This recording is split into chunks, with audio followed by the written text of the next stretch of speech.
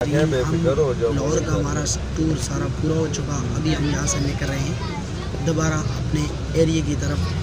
बजाज न्याजी 99 के अड्डे पे मौजूद है और फैसल जट से भी वो पिक्स भी मैं अपना कश्मीर पेज पे और फेसबुक पेज अपना कश्मीर पे यूट्यूब चैनल पे भी अपलोड करके दिखाऊंगा आपको।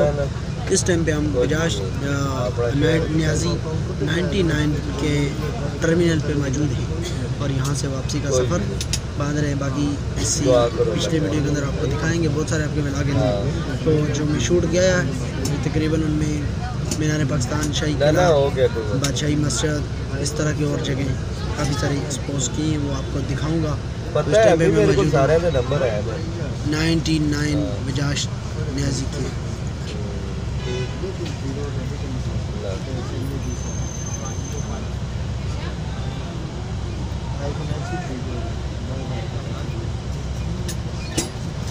आप सब आप क्या कहना चाहेंगे? कुछ कहना चाहेंगे? अल्हम्दुलिल्लाह बहुत अच्छा सफ़र हमारा गुजरा है, बहुत अच्छा टूर किया है। अल्लाह का बहुत करम हुआ है, खैर खैरियत के साथ सारे मामलात हल हो गए हैं, हाज़िरी भी हो गई है, मतलब घूमे फिरे भी है, काफ़ी मतलब एंजॉय किया है। ठीक है अल्हम्दुलिल्लाह अल्लाह का करम।